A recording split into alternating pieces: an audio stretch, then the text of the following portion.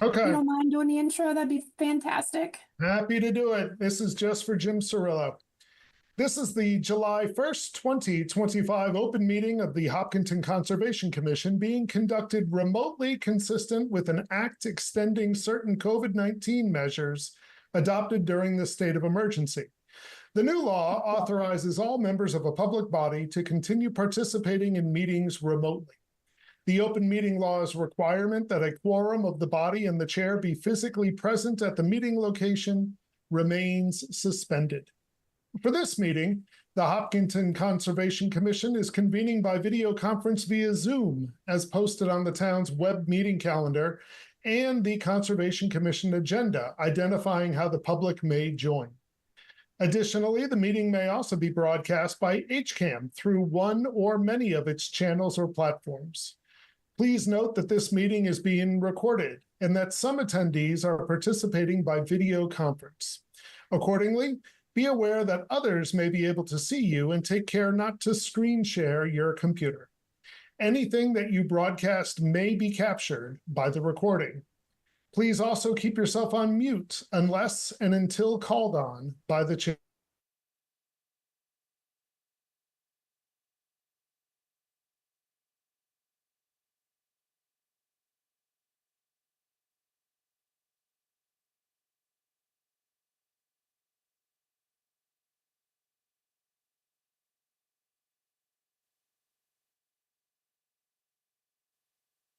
And address. 3 minutes will be afforded for each public comment. Each vote taken in this meeting will be conducted via roll call of the members. I will now confirm which commission members are present. Ed Harrow. Present. Jim Cirillo. Present. Janine LeBlanc. Present. Heather Burton. No. Matt It's going to Moyen. be a little late. Okay. Matt, are you here? Matt's going to be late. Melissa Ricos, the chair. Present. And I am Ted Barker Hook. I'm present. I will now confirm staff that are present. Judy Day, the Hopkinton Conservation Administrator. Present. Anna Rogers, the Environmental and Inspection Services Coordinator. Present. And Joe Orzel of Lucas Environmental. Present. Great. Before I pass the gavel on to our chair, Melissa, I would like to let everyone know that we have 3 meetings on the agenda that have been continued. If anyone is here for those meetings, you're welcome to stay, but they will not be discussed tonight. One is 8589 West Main Street. That's the Starbucks parking lot. Also, 0 Wood Street has been continued, and 47 Oakhurst Road has been continued. That's it for me for now. Melissa, it's your show. All right. Thanks, Ted. You're welcome. So with that being said, we'll look at the work session items. We have no documents for review, no draft minutes. So we're on to number 3, which is Trails Committee, Berry Acres, 0 West Main Street exemption requests for trail bridges, boardwalks. Judy, did you want to give an intro on this one, or do we have someone on the line to do that for us? Through the chair, yeah, I'm not sure if I saw Chuck Douchy enter the waiting room. Happy to give an overview of the request if not. Okay. So Chuck Douchy of the Trails Committee submitted a request to construct 4 new boardwalks and replace one existing boardwalk in the Berry Acres Trail, which is off of West Main Street, right across from Golden Pond. We walked the trail with Chuck last week and are in agreement with the low sort of wet spots that people are just tramping through right now that are indicated on the plan. So this is West Main Street, and the main trail passes by a flooded area that we think is caused by beaver activity. So it's pretty much ponded here.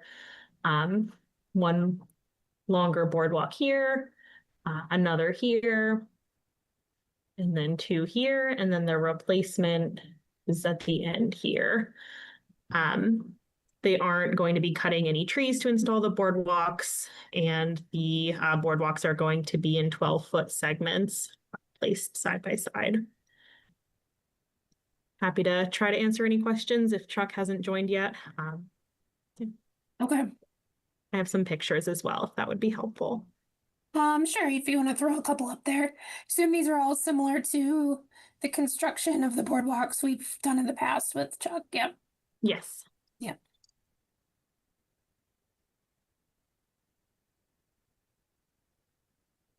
A couple of the wet spots.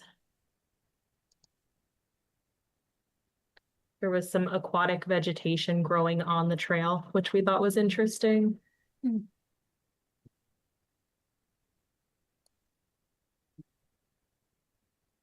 And this is the one that they're looking to replace. Okay. Yeah, that looks like it needs it. Yeah, Okay. there's a tort waiting to happen. Yeah. Seems pretty straightforward to me. I don't have any issue with it. Does anyone else have any questions, comments on this? Anyone from the No, it seems pretty audience? typical. Yeah. I don't see any hands. All right, do we want to go ahead and it's just an exemption request, but we could go ahead and take a vote just to support it. Anyone want to make that motion? I'll make a motion. Second. Jim. All right, and I'll do the roll call. Ed, Aye. Jim, All right. Janine, Aye. Ted, Ted is an aye. and Matt. I think I saw you jump in. I'm an aye. Yes, All thank right, you, Melissa. awesome. So they're all set. If you could just share that with Chuck, Judy. Will I do. think you voted, Melissa. Oh, I didn't vote. Yeah, I'm an aye. Thanks, Ted. I'm a little rusty. You're welcome. All right, next up we have 181 Hayden Row, request for certificate of compliance. Judy, can you go through that with us? Sure, through the chair. This is a request for a COC for an order that was issued in 2005 for septic replacement. Let me pull up the plan. So here is the as-built, oops, there we go, that we received as part of the COC request. Changes as reported by the applicant are the bulkhead was slightly larger than what was proposed. There is a garden near the septic tank, I believe marked on the plan right here, that was not on the original approved plan.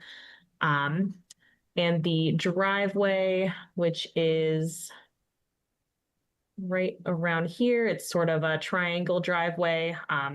In this area is wider than was originally approved. And Joe as well noted that this shed here was not on the original approved plan. Happy to run through some of Joe's notes, or if he would prefer to do it himself. Either way. Yeah, Joe, you want to chime in? Sure. I didn't have too many comments on this one. I actually, Devin did the site inspection on this one. The site is well stabilized. No erosion issues were observed. And the erosion controls are no longer present in the field. As Judy had mentioned, there is a shed located within 50 feet of the wetland that was not shown on the originally approved plan. Really the only other note was that on the Form 8A request for a certificate of compliance, there's a box that should have been checked yes, indicating that a as-built plan would be required. And that's pretty much it for the comments. Okay. Do we have anyone on the line for this project? Anyone, homeowner or anything? Yep. Yeah. Melissa, Hey, Dave Dave. Marquardt, David and Nancy Haynes, the applicant, are also on the line. I think it was explained pretty well. The septic was installed very much as it was shown originally. It was shown on a plan in 1991, as built in 91, 92. David and Nancy purchased the property in 93, and they've maintained the property since then. They just recently sold the property. And as Jim had mentioned, it's well stabilized. It's manicured lawn, and no erosion control. So, seems, very stable and straightforward. Okay. It's good. Was the shed there? The current owner put the shed in there? Or was that prior to? I don't have any, I don't have any info on, I can answer that. Yeah. We had the shed put in, I think it was around 2010, and I had someone from the Conservation Commission walk the property with me at the time. They said that I could locate, that was the only place we could really locate it safely but I had to put it on pillars, not on the ground, Gotcha. to minimize the effect. Okay. It's on gravel? There's some gravel around it, yes. Yeah. Yep. Okay. Yep. Okay. But it's not set on the ground, it's on pillars. Okay. Looks like it's pitched away from the wetlands too. It's pitched towards the driveway Yep. and road. Yeah. Okay. Yep. In line. All right. I don't have any major issues with this one. The only thing I would bring up to the commission, I think, is whether we want some PIB markers installed, being that this is going to a new owner, and just to establish, that line, and the awareness that the wetland is there. I don't know if anyone has any thoughts. Through the chair, Yeah. I'd be very happy to get some PIBs along wherever the lawn ends right now. I'm not looking to pull back any lawn or anything, just wherever things are established now. Given that can I see the plan again, please, Judy? Just to make sure what I'm about to say is true. Yeah, given that we're inside the 50-foot buffer for a lot of that backyard, just if we could get some PIBs along the tree or shrub line there, that would make me happy. Yeah. Is that something you all are amenable to? They're just little plaques, Medallions, right? Yeah. medallions, yeah, that you can get from the conservation office. They don't cost anything. Question? Yeah, Dave. Yeah, Nancy and David, since you don't own the property, would that be okay with the new owner? If we put like a cedar post with a medallion on it, about 2 to 2.5 feet high? That's what I was thinking. It'd be right on the tree line. Do you think they'd be all right with that? I think they'd be all right with that. Okay. Are we thinking like 2 or 3, 30 feet apart? Yeah, 30. So Like near each corner of the system? near each corner, Right. yeah. Yeah, yep. And then maybe one over by the shed driveway area. Okay, Between the shed or along the driveway there, between the road and the Yeah. shed. yep, we can do that. Okay. All right. Judy, can we condition that? Yep, through the chair, if you want to vote to approve the COC, we can wait to issue until we have confirmation of the PIBs in place. Okay. Great. Can I get a motion to that effect? I'd like to make that motion. A second? And I'll second that motion, and through the chair, I would like to offer my hellos to David and Nancy. Thank them. All right, roll call. All in favor, Ed? Aye. Jim? Aye. Janine? Aye. Ted? Ted is an aye. Matt? Aye. And I am also an aye. Great, Thanks for coming in. thank you very much. Thank you. Bye-bye. Thank you. All right. It's just about hitting 7:15. Through the chair. Yeah. Real quick, Chuck Dotchie just arrived, so if you want to just give him his good news, and then we Sure. can move on to the next item. Hey, Chuck. Welcome. We talked about your project in the paths there in the Bear with me, boardwalks. I'm still not hearing you properly. we went over your project with the trails and the boardwalks, and we approved it. We approved your exemption request. Thank you. You're all set. And I apologize for my tardiness. However, I do suggest that on your agenda, when you were having a remote-only meeting, you indicate that that is the case explicitly, because I just did a nice tour of town looking for the in-person meeting. But anyway, I made the erroneous assumption that you guys were meeting in person as well. But I do thank you for dealing with our request. So thanks. Yeah, no problem. Okay. Good luck. Thank you, Chuck. Thank you. Good night. All right. We're gonna jump up to the new hearings. 109 Winter Street.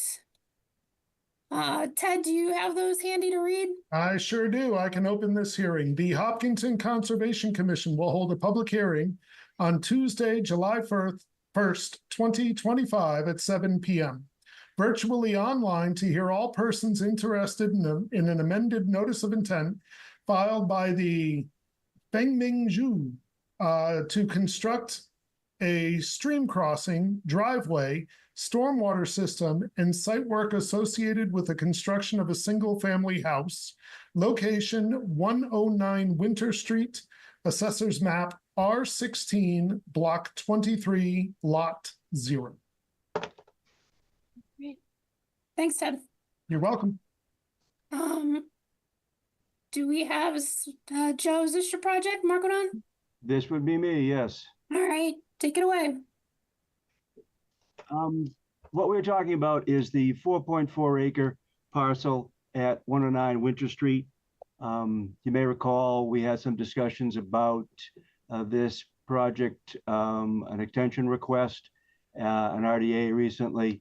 The order is existing, was issued to the owner back in June of 2017 and has been extended several times since then. As I mentioned a moment ago, is still viable. The genesis for this discussion is a site walk we had with Anna and Kim Chiramicali back April of 2024, when we identified steps to move this project forward. The biggest issue was the stormwater. Although the original approval had an element of stormwater, things has changed with regard to storm intensity and the impacts of storm frequency, storm intensity. And although the commission sometimes shared the role of reviewing stormwater, it's been kind of pushed back to the planning board. I think everyone feels that is the spot where it is best served. So we have developed a new site plan and sought and received a stormwater management permit from the planning board, along with a special permit to utilize a common drive for the two homes you see on that plan.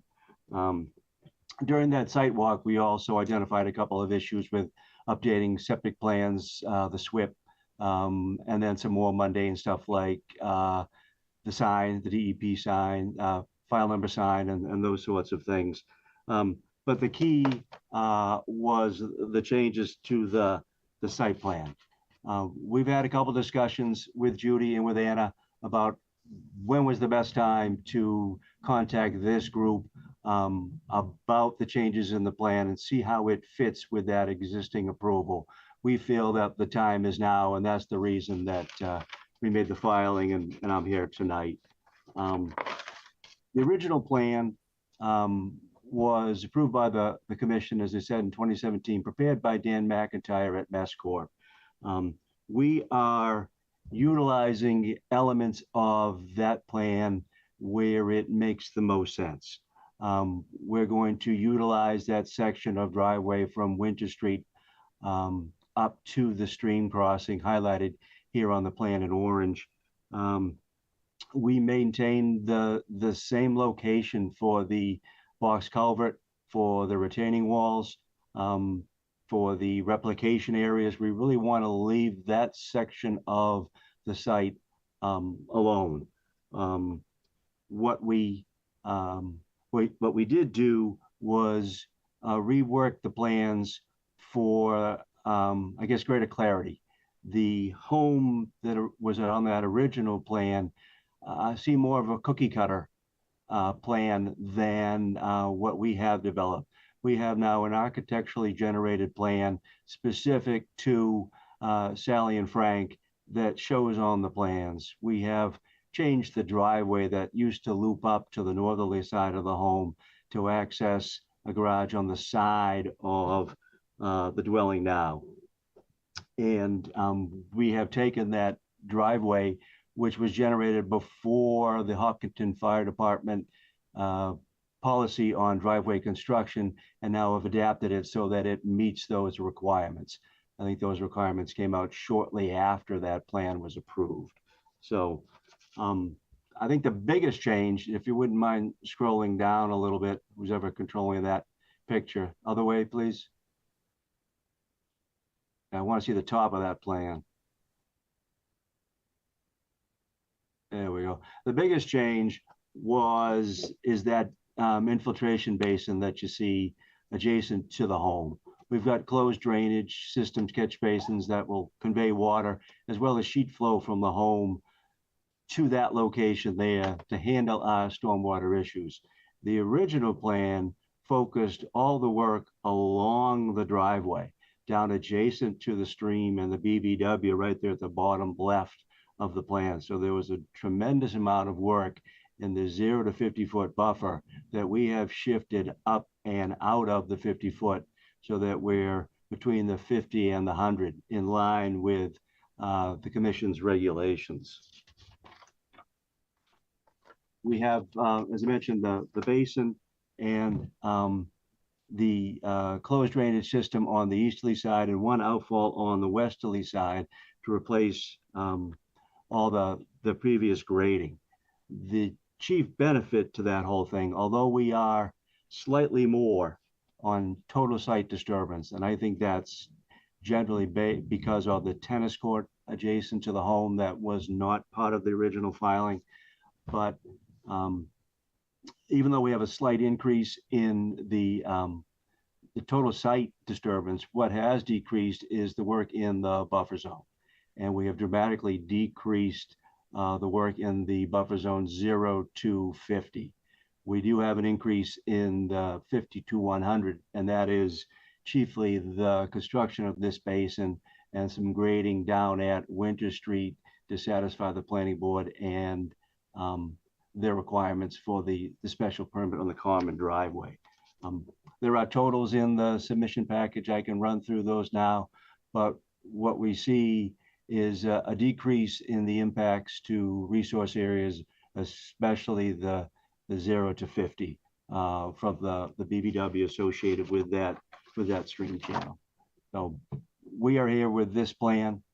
This is the plan that we want to construct. We think this is more in line with where 2025, the Commission and the Wetlands Protection Act, where the thought process is now, and is an improvement on the 2017 plan. Okay. Thanks, Joe. So does this drainage system have an operation and maintenance plan associated with it? Yes, it does. Yep. Yeah. We took that through standalone operation and maintenance at the request of the planning board. We can furnish that info to you folks. It was part and parcel of the stormwater calculations, and they asked us to break it out into a standalone plan. And we can certainly share that information with this board as well. Okay. Yeah, I think that would be great. Judy, do you happen to have the previous plan just for the benefit of everybody to see visually what the old version was? Yes, it's a little grainy, but this was the original approved plan. So the crossing, the side loading driveway, and then the house sort of just generic rectangle shape here. Yeah, through the chair. Yes. That home that you see there, the cookie cutter, that shifted about 50 feet northerly from that location. And that teardrop turnaround, that is what we saw as the chief benefit from this change, is all that pavement went away and it now feeds the southerly side of the architecturally designed home. Okay. All right. Judy, do you have any additional comments or thoughts you want to add to what Joe explained? Through the chair, no, I guess the only thing is we got Joe's comments a little late this afternoon, so I haven't had a chance to review those, nor have I had the chance to send them to the applicant. Okay. But I can do that as soon as I can take a look at it tomorrow morning. Okay. And I would also mention the, at the time this was approved, the crossing met mass stream crossing standards. So that was found by the commission at the time. Okay. So Joe Orzel, you made some comments. Do you have any high level comments you want to bring up now? I mean, obviously we got to go through your letter and. Yeah, maybe just a couple. I had a number of comments, but I think a few things that might be worth mentioning at this point. I didn't have any, I looked at the area where, the detention basins or infiltration basin is proposed, and I had no issues with that. I took a look at the proposed stream crossing replication area, and I did note that there's currently some invasive vegetation growing very close to where that replication area is proposed. There's some phragmites in the stream, and the banks have quite a bit of bittersweet and multiflora rose. I didn't know if the commission might want to discuss the possibility of a construction phase invasive species management plan. I know invasive species management is a requirement of the order of conditions for the replication monitoring, but it may be worth discussing something relative to construction phase. Yeah. I did also notice that there's some new work proposed at the end of the driveway along Winter Street, which some of that falls within the buffer zone, the existing buffer zone that's shown. There's also a wetland across the street that wasn't apparently delineated previously because there was no work proposed down at the end of the driveway. It looks like that wetland would cast an additional buffer zone onto the end of the driveway. So I think that there would be some additional buffer zone work at the end of the driveway that is not indicated on the current plans. Also, I think one of the other bigger items, I think the confirmation of the exact dimensions of the approved culvert, open bottom culvert. I think the submitted plans here had a detail with a 16-foot wide culvert, and with a note to refer to the plans by others for additional details. I looked at the approved plan under the order of conditions, and it was unclear to me what the actual size of the approved culvert was, because there were three different references on that plan to 12-foot, 14-foot, and a 16-foot culvert. So I would probably want that to be clarified to make sure that the proper size is used and it meets the stream water or the stream crossing standards.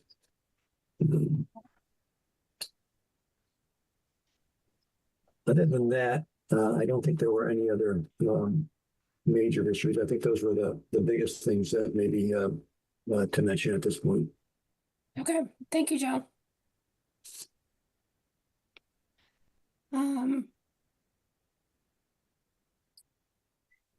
Joe, Mr. Markodon, the work at the end of the driveway, can you talk about that for a minute?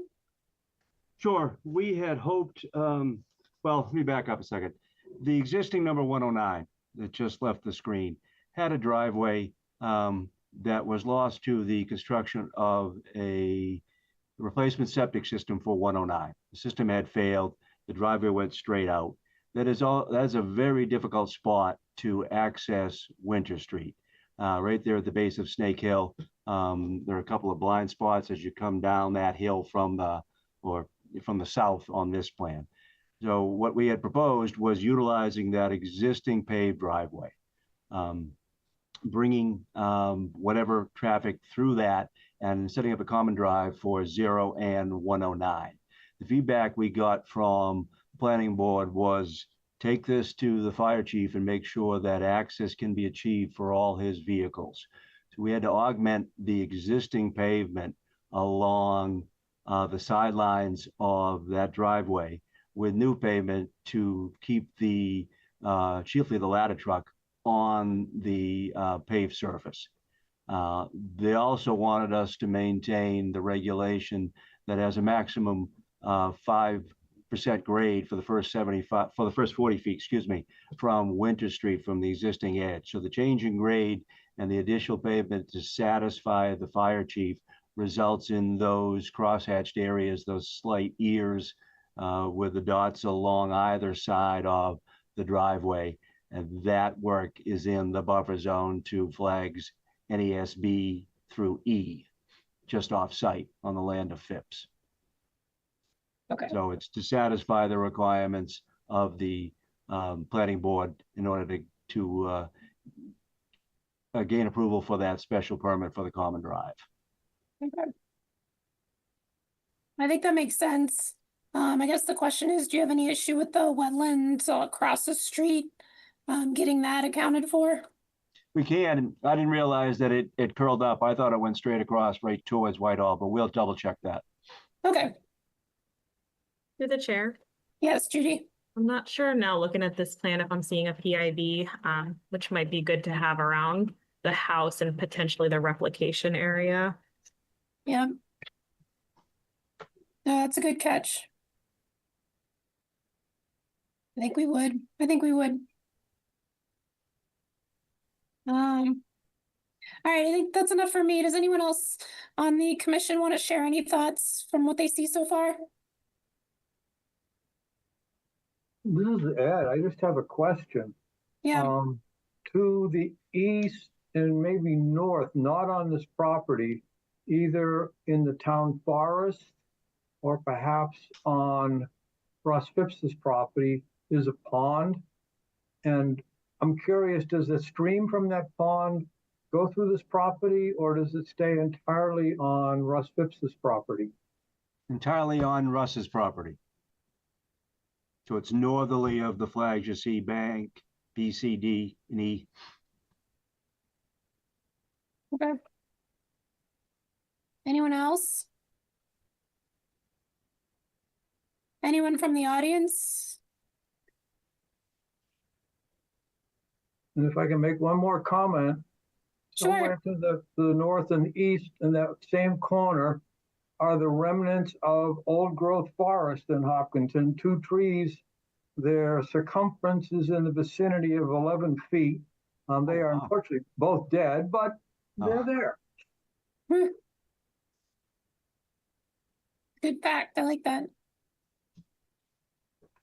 All right. Well, with that being said, we'll give everybody a chance to review Joe's comments, and I'll ask if we can get a continuation for this to the next hearing. Is that enough time for you to review the comments, Mr. Marquardt? It's fine with us, yep. You want to continue it out one meeting? Yes, I think we can. Well, I'm hopeful we can handle Lucas' comments between now and then. Okay. Can I get a motion?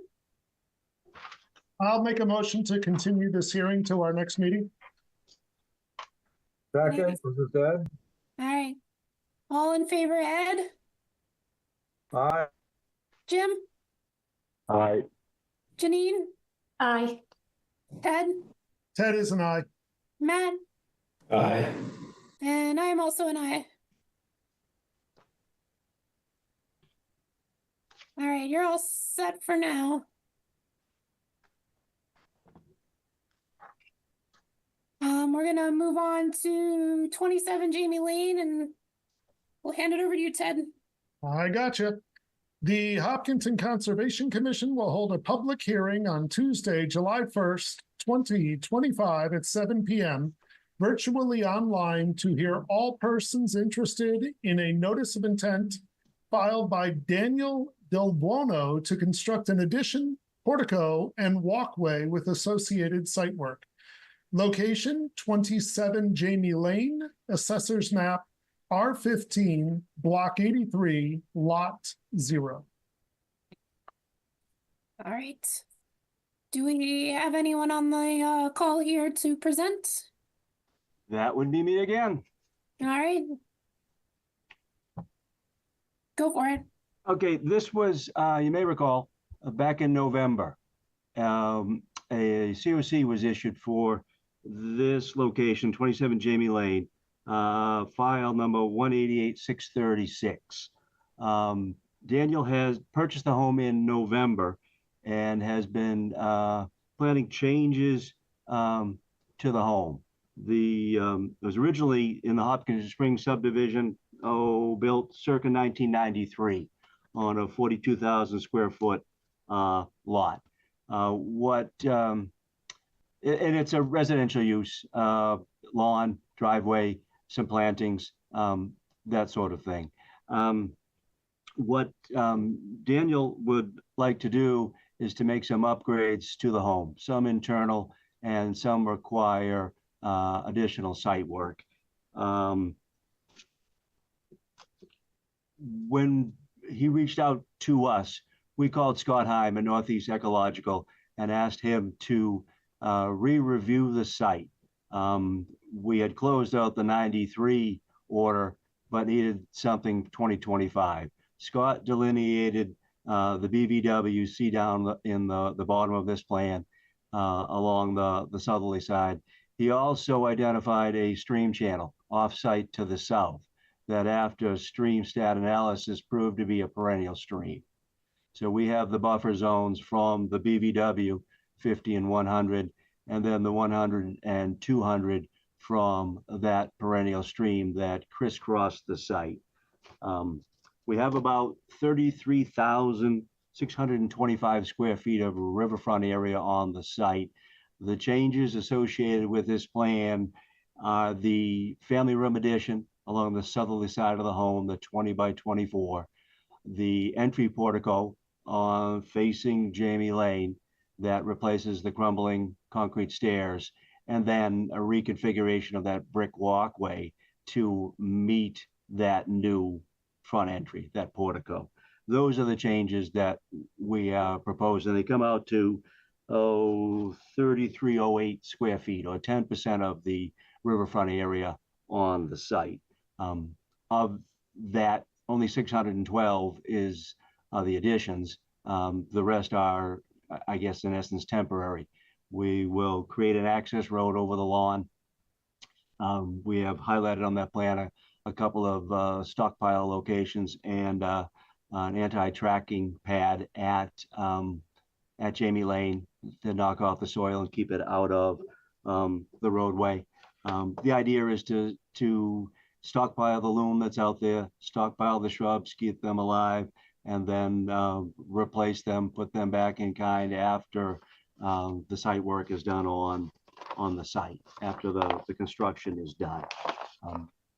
Areas around the site were reviewed for potential locations for the work, but given the driveway and the fact that it means wholesale changes to the home, given the zoning offsets, the offset to the existing septic system in the front yard, the only spot that makes sense is here on the southerly side of the existing home in order to place that family room.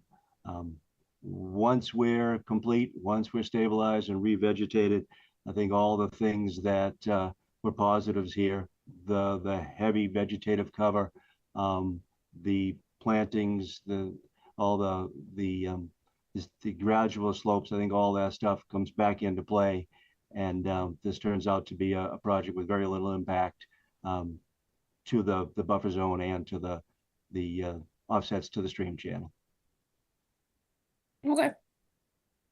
And we did, before I forget, because we forgot to touch on it with the last one, the commission asked us to place 3 PIBs to close out that OOC from November.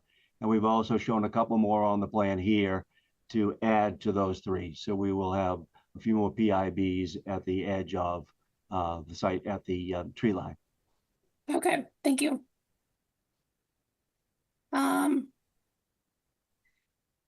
Judy, do you have anything to add here?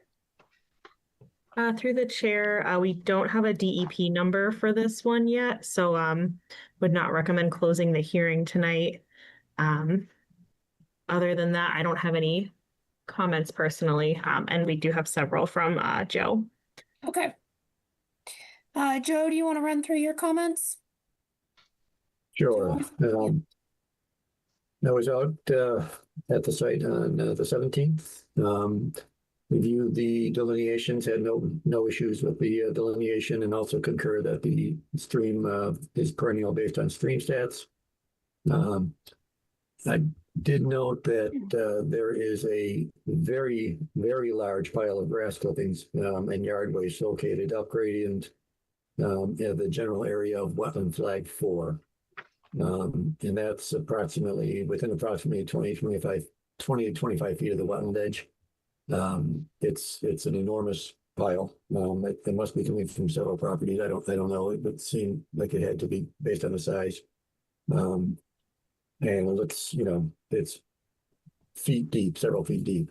So that's something the commission may want to discuss.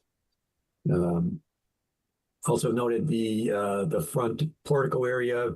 Some excavation work had been done on that already, but there's no issue for any kind of potential erosion. It's an excavated hole. There's no stockpile, so nothing can escape from the hole.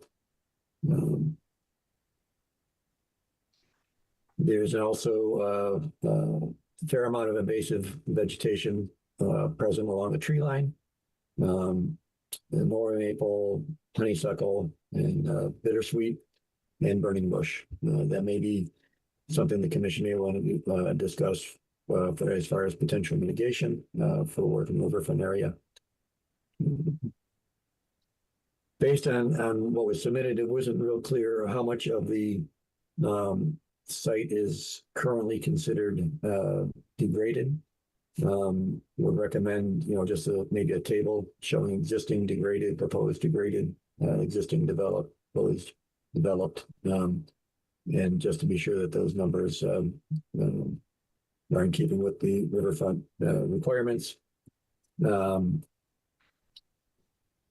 Also, would request that the applicant provide a narrative, kind of a point by point, how the proposal meets the performance standards for redevelopment in the riverfront area.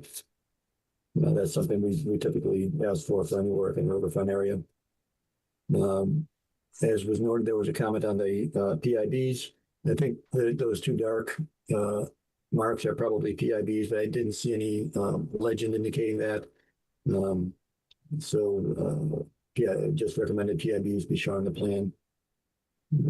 The riverfront areas are labeled as bank offsets instead of riverfront area. Recommended those be labeled riverfront area because they are resource areas. And didn't have any issues with the erosion control, proposed erosion control. Okay. And that was about it.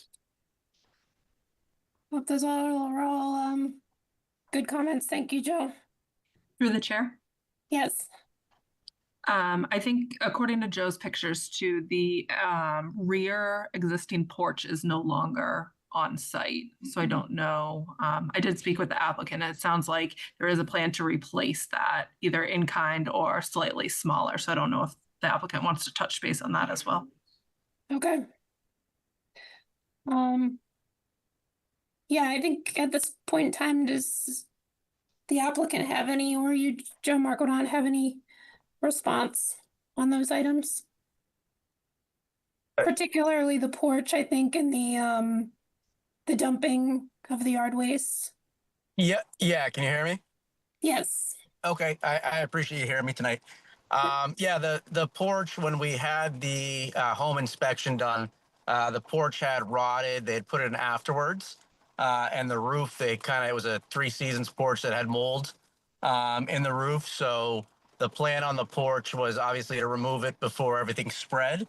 And then to Anna's point, just replace the existing porch, but probably a smaller footprint. I believe the porch was 12 feet wide by 15 feet deep. The plan was to kind of keep that same 12-foot width, but the depth would probably get scaled back a little bit. So they had removed that just to get rid of the rotting and then the mold at the top as well. With regard to the clippings, as I believe Joe had mentioned, obviously we just purchased the house not too long ago. I think we've had it mowed 3 times. So my guess is it's probably from multiple properties. So I have no problem removing the clippings from that one point, as well as I believe Joe also noted there was a couple other clippings. I have no point removing those, and I can reach out to the abutting homeowners just to make sure that future clippings aren't placed in that section. So Okay. yeah, and then the last point I think Joe made, the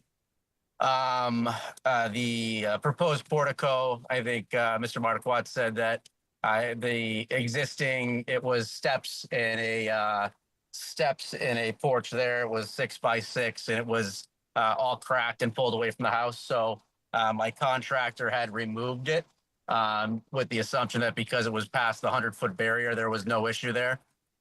He has since kind of held off because I was not aware of the 200-foot barrier. So that would be my fault for telling him to go ahead and remove the broken steps. If we got to replace as is, it is what it is. So. Okay. Yep. Well, that makes sense. Yeah, and I also have no problem with the invasive species. I would just ask that a member of the commission just kind of let me know which one shouldn't be there, and I have no problem removing them. So I'm far from a botanist when it comes to the plants. Okay. Yeah, I'm sure Judy and Anna can help with that as well as Joe. I think it probably makes sense. Judy, chime in if you think otherwise, to identify on the plan that porch is being replaced so that it just gets captured in this approval. And then you're all set and don't have to worry about it ever coming up later. Do you have a couple pictures, Judy, just of the area where the addition is going, just so we can see the existing conditions? Yep, so it's the side of the house here. I'll scroll around. These are Joe's pictures. So I believe coming off here. Okay. Correct. Okay. Yeah, existing disturbed lawn area. All right, I'm gonna open it up to other commission members, see if anyone has any questions or thoughts. And we will continue, obviously, because the DP number and to address those comments in Joe's letter. But if anyone has any thoughts, speak up. Melissa, I have one, and I think it's pretty small and probably inconsequential, but I thought I'd raise it. Yeah. If we can see the plan again, I'm just wondering about the oval stockpile location. It's probably fine, but I'd love to hear Joe or anyone else's thoughts. It seems to me you could not find a spot closer to the resource areas to put a stockpile, and might there be a better place for that one? Through the chair, the Yep. issue was the excavation through there. That material, I assume, would be used for backfill. So once the foundation was cured, that would be used right back around from that same general location. So in my mind, it made sense rather than out by the street away from the work area. And so if I may, Melissa, so it probably won't sit there for very long either, I imagine? No, and this is the underlying soil, all sands and gravels, so it makes Okay, perfect backfill material. okay. I'm okay with that then. Okay. Anyone else? Anyone from the audience? No. All right, with that being said, I'll ask if we can get a motion to continue this to the next hearing. I'll make that motion. And I'll second. All right. All in favor, Ed? Aye. Jim? Aye. Janine? Aye. Ted? Ted is an aye. Matt? Aye. And I'm also an aye. All right. Great, well, thank you. Yep, thanks. All right, number 3 for our new hearings, 38 Downey Street. Go for it, Ted. Great. The Hopkinton Conservation Commission will hold a public hearing on Tuesday, July 1st, 2025 at 7 p.m. virtually online to hear all persons interested in a notice of intent filed by Alex Needham to replace a dock with associated site work. Location, 38 Downey Street, Assessor's Map L37, Block 10, Lot 0. All right, do we have someone to present on this from the audience? Yes, hi, good evening, Madam Chair. My name is Matt Morrow. I'm here representing Alex Needham, who is also present. It's been quite a number of years now since I've appeared in front of you guys. So just to give you a reintroduction, my name is Matt Morrow. I am a professional wetland scientist, a professional wastewater treatment plant operator, and a certified stormwater inspector. I have been a consultant for the past 27 years now. Some of that was part-time because I was also an agent for over 30 years. Now it's reversed. I am retired, doing some part-time agent's work here and there, and a full-time consultant. So that's the, believe it or not, the Reader's Digest version on me. So what we're here for tonight, this actually isn't, it's a little bit of an unusual circumstance, which is why the NOI was filed the way it was filed. So what we have is the applicant was simply wanted to come in for a replacement of what was a permanent dock that was removed with a temporary dock that would be on posts. So essentially he would just place it in the water at the edge of the shoreline. It wouldn't be pinned. It wouldn't alter any shoreline. There wouldn't be any posts that would be required for it. And that way he would be able to just pull it out during, if there was going to be a high intensity storm like a hurricane, or after the season in wintertime, to pull it completely out of the water. So it was as temporary could be. It is in 64 square feet in total dimension. However, when I researched the history of the file, which was kind of like, there was a lot of information that was light and a lot of information that was kind of conflicting. What I found was, you can see there's what was a BVW I had put on the plans, which was based originally on a plan that was filed years prior by the former owner. A couple of years ago, my clients bought this property. It was contingent upon the issuance of a certificate of compliance from the Conservation Commission. And enclosed in the notice of intent was a copy of the certificate that the commission issued back then, along with a report from Joe Orzel, who is also obviously present tonight. And what I found was, apparently Paulie, the prior owner of the property, essentially just cut the wetland out, didn't fill anything, cut everything out, and just planted lawn where there was some, as Joe, I think, aptly put it, fringe wetland coming off basically the top of bank. and replaced it with one. And it was noted in his report, and somehow I'm not sure what got lost in translation somewhere, but the commission issued the certificate despite that being shown in the report. Well, my clients had no knowledge that there was a wetland on the property or a BVW on the property, and one that was altered. So this is now turned into, how do we handle this? So I'm looking at this. Obviously, my client wants the dock. Obviously, there was a wetland that was altered by the prior owner. The real, I don't know, glitch here is that there was a certificate of compliance issued despite the alteration. So what my client is offering is I drew in 2 rectangular areas, which I just wanted to give the commission a general idea of where it would go. I can scale in something a little bit different and flesh out more of a narrative on the, the plantings, the plant numbers, etc. So what we're proposing is to basically replant that wetland in those places, which would be, the larger box would be approximately 18 by 20, which would be about 360 square feet.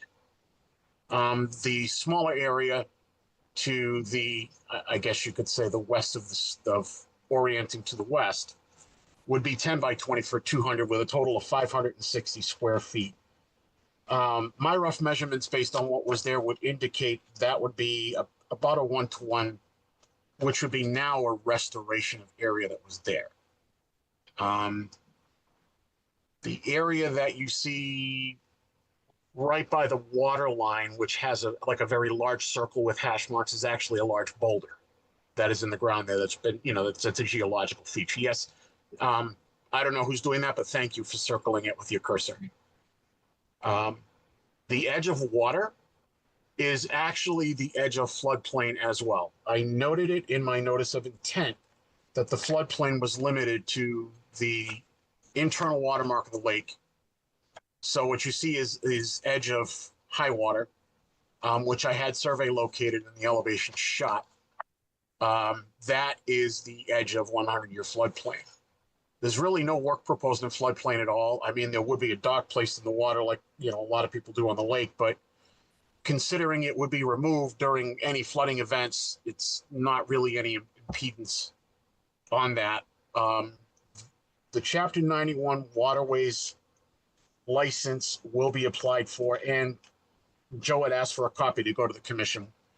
I'm obviously more than happy to do that. We started the process, but when I discovered the glitch in the history of this property, I wanted to, we kind of put a stop on the Chapter 91 until we got this item cleared up. I mean, with that, there's not much more I can really say. I can address the commission's questions, Joe's comments, smoke signals, Morse code, whatever you guys need to do. I'll be more than happy to work with it. All right. No, thank you for that. Thank you for that presentation. Yeah, the doc looks pretty straightforward to me, and thank you for coming to us with the glitch and identifying that, and proposing some mitigation. This is exactly what we're looking for people to do along the lake. So we encourage that, and want to work with you there. I guess I'll turn it over to Joe for a minute and see what he has for comments or thoughts that he wants to add. Sure. Just a few comments. The stone wall, as was mentioned, is the bank at the site. I would recommend that to be labeled as bank on the plan because it is a resource area. As was discussed, there was previously a delineated wetland along the upgrading of the bank. The previous delineation, if you kind of scale that off, it shows it between, a couple of feet, maybe 4 to 5 feet from the wall. I know that delineation was done about 15 years ago. I did look at the soil out there. Vegetation is mowed grass, very low mowed. What I could identify was a mix of hydric and non-hydric species close to the wall. Hydric soil extended generally from a couple of feet to as much as maybe 10 feet from the wall. I don't know if the commission would want a new delineation on the site. But something to maybe consider. Just knowing that the previous existing permanent dock has been removed. I think Matt mentioned the flood zone at the lake. I know we typically, even though it's a zone A without elevation, we typically request that it be scaled onto the plan from the flood map. I know that I think at this location it is confined within the lake. It doesn't extend up above the bank, just based on looking at some of the aerial images. The plan does not show the 100-foot buffer zone or any other offsets from the top of bank. Nor the no waiver request was submitted.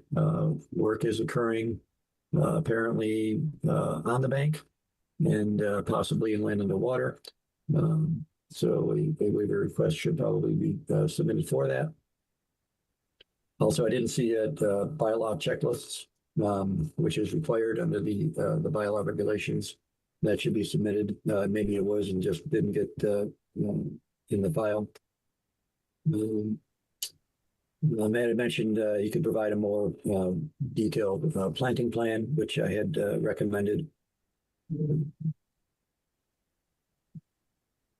Chapter 91 license that was mentioned. Kind of a minor item that the notice of intent form that was submitted was the old 2020 form. And DEP does recommend that the most current form is used for filings. It did also note no erosion control barrier is proposed, which probably is not necessary, as based on what was described, no excavation is proposed. But if anything had the potential of mucking up the soil or causing some disturbed soil area, I would recommend a wattle be placed along the top of the bank. I think that covers my comments. Okay. Thanks, Joe. So, Madam Chair, if I could just go over those comments, if that's okay? Sure. Okay. So, first of all, forgive me if I keep doing this with my glasses. I'm at that point in my life where I can see fine with the computer screen, but I can't see anything else without my glasses on. So, gotcha. Okay, so going over the BVW delineation, yeah, I did see spots of hydric soil out there too. What I'm finding is that the soils actually looked like they were turned around and turned over, and whatever, I believe it was Polly G was the prior owner, whatever she did on that to till it and turn it to grass kind of beat those soils up. As far as actually redelineating the wetland, I'm just not seeing the point doing that, because we're taking the wetland and basically a wetland that was basically eliminated and, passed over for whatever reason. We're taking that, we're proposing restoration in the areas that we have. Doing any extra delineation work really would be, it wouldn't yield any benefit at this point. The Zone A point taken, the person I had doing this plan who actually, I'd have to have somebody, I have another engineer lined up if I have to make changes, because this particular gentleman had a severe injury and is no longer able to practice. He actually was supposed to write edge of water and edge of floodplain, just that got left off. The buffer zones, we didn't think the 100-foot buffer zone is essentially well around the top of the dwelling. We're working basically right at the water's edge. We didn't see a benefit to putting the buffer zone on there. It can be added if it's really, the commission really has a desire to have that done. A waiver request form was submitted. It was submitted under a separate cover, so maybe Joe didn't see it. The bylaw checklist was also submitted. That was submitted under separate cover, so that's probably why you didn't catch it, Joe. No big deal.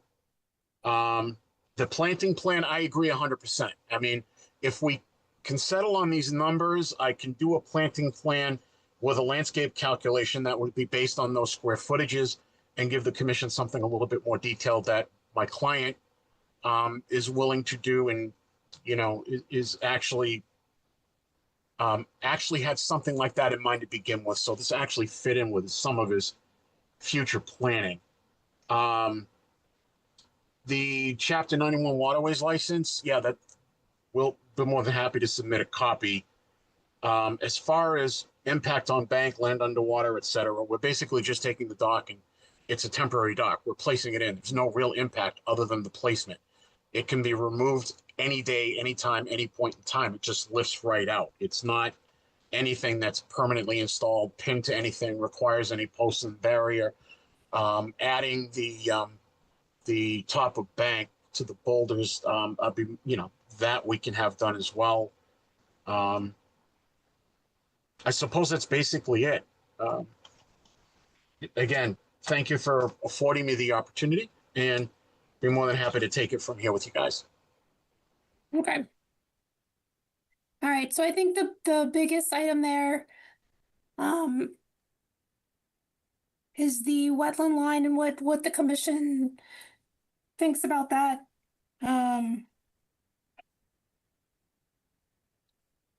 I think either any approval that we issue, if we do not redo the wetland line, since this one is old, I believe you said quite a few years old, we would have to approve without approving the wetland line on the plan. If I could interject on the wetland line portion of it, Madam Chair. Sure. The restored wetland area would wind up being the wetland line. So the restoration area is basically a wetland restoration, which is what we're proposing on this site. Two areas here, one area here, one area here. It would be 540 square feet, which essentially would replace this linear finger that was wiped out. Okay. Okay, so that'll definitely be important to see, obviously, in the detailed planting plan. That'll come to light, I suppose.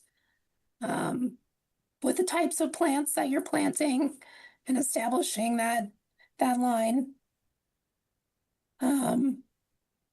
Joe, do you have any thoughts on that, creating the wetland line with a new planting area?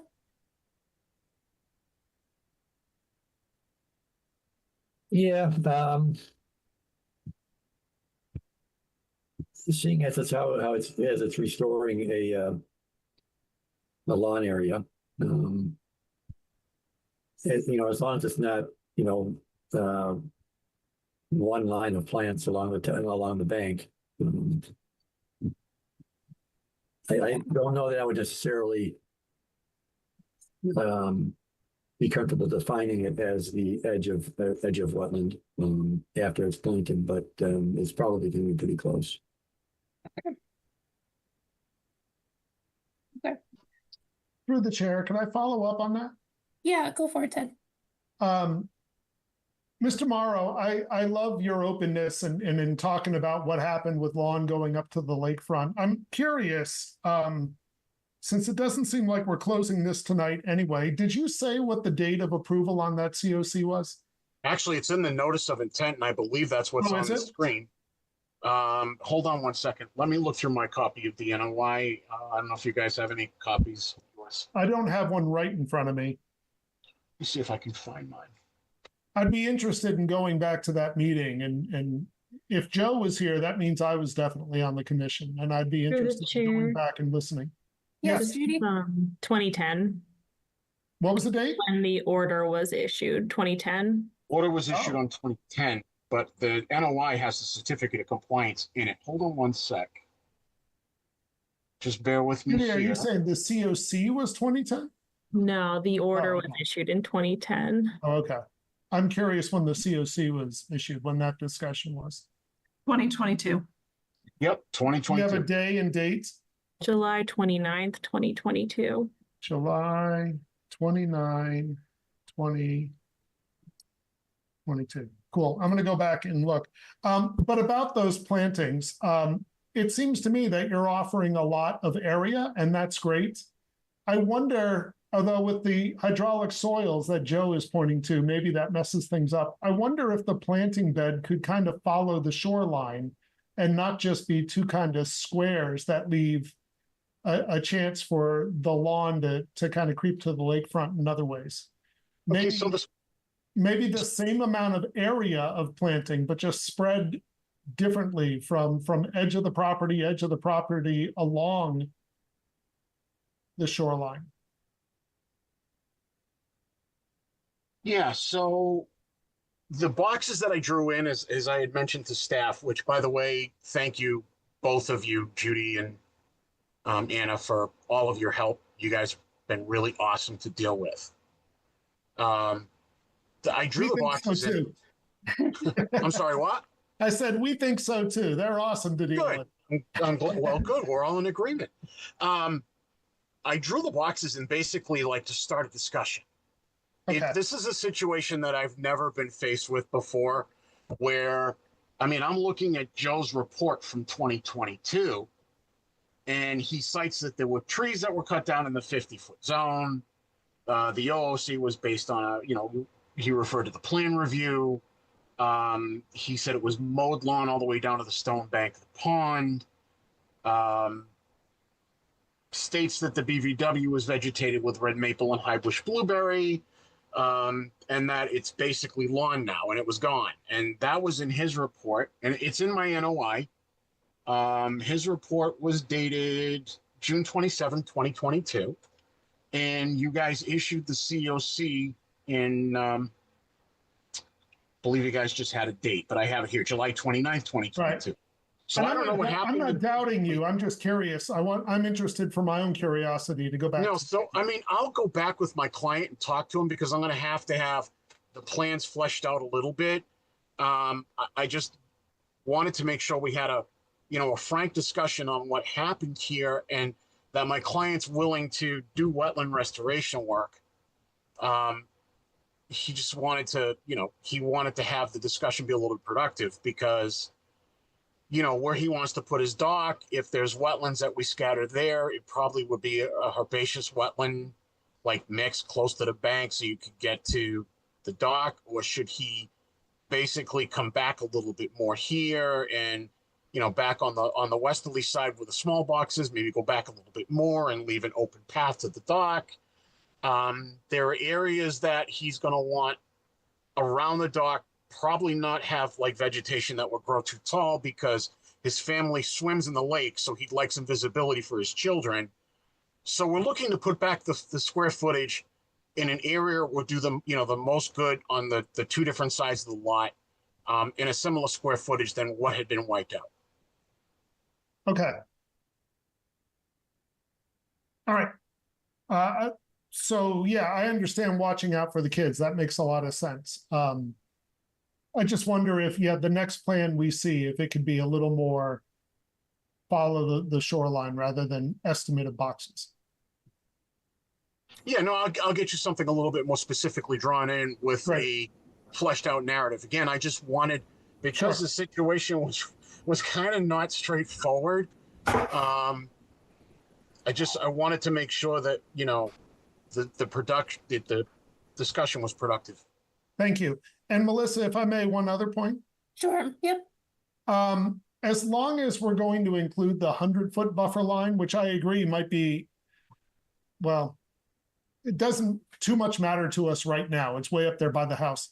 But as long as we're including it, I think a 50-foot line would also be helpful in case there's a future application.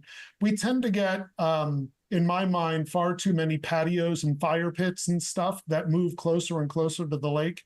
And if we could put in the records, memorialize where that 50-foot line is, I think that might be good to have for the future, as long as we're doing the 100 anyway. Yep. Okay. Through the chair, I noticed that there was on one of the pictures, there was a drainage pipe. Do we know anything about that and where it's coming from? I know we've seen a lot of those on Downey Street, so. Hi, I'm the homeowner, Al. I can actually address some of this stuff if you would like. Sure, that'd be great. Thanks. Hi, thanks for hearing me. So this drainage pipe, I am not sure is in operation anymore. And this is coming from the north side of the house and the left side of the drawing, and I haven't had a chance to track it down yet. There is a drainage pipe on the south side of the property that our sump pump drains into. So in the drawing, it's on the right side next to the larger planting box, and it runs adjacent to the neighboring property. So kind of on that area of planting, the larger box, directly to the right of it is where that sump pump drainage pipe exits, probably like 20 feet from the water's edge. And so that is kind of creating an area of almost kind of like constantly wet soil along that side, which is why Matt has that larger box there. So to address one of the questions about having the plantings go to the shoreline, that would be a yes for each of these boxes of plantings. And there is room to expand either one. So some of the plans here that Matt drew up were just kind of based on some guesstimations of what were there. But again, it's very happy to kind of reestablish a lot of native plants in either area. And on that larger box that's closer to the southern edge, that would actually extend over to the neighboring property. And there's a narrow strip there where that drainage pipe would exit, which would kind of go almost directly up to where that pipe is exiting. Okay. Thank you. That's very helpful. Oh, good. You're welcome. Thanks. All right. Does anyone else on the commission have questions or thoughts on this?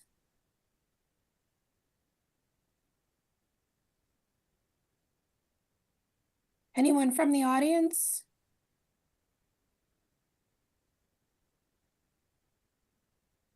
All right, Mr. Morrow, do you have enough to go on? Did you get enough feedback? Yeah, absolutely. This is very productive. This is exactly what I was hoping for. And please feel free to call me Matt. Okay. Excellent. All right, then we'll go ahead and continue this. When's your next meeting? July 22nd. Is that enough time for you? Yes. Okay. Can I get a motion to continue this to the 22nd? I'll make that motion. I make that motion. Oh, come on, Ted, give me a chance. You can make that motion. I will second it. All right. All in favor, Ed? Aye. Jim? Aye. Janine? Aye. Ted? Ted is an aye. Matt? Aye. And I'm also an aye. All right. We'll see you at the next one then, Matt. Okay, great. Thank you very much. I really appreciate your time. Thank you. Ed, I just want to let you know, I'm happy to have anyone make the motion. I just get frustrated when we sit here in silence waiting for it. But if you're going to jump in, I will leave the door open to you every time. Thank you, Ted. You're welcome. All right. Next up, under continued hearings, we have 30 West Main Street, 0 Elm Street, 0 West Main Street, continuation for the single family house. Good evening. Hi. For the record, Sam Alfronti, registered engineer in the Commonwealth. I'm here with Solely Engineering offices at 11 Vanderbilt Ave in Norwood, Mass. Judy, if I could share my screen. If that's all right with you, Chair. Yeah, that's fine.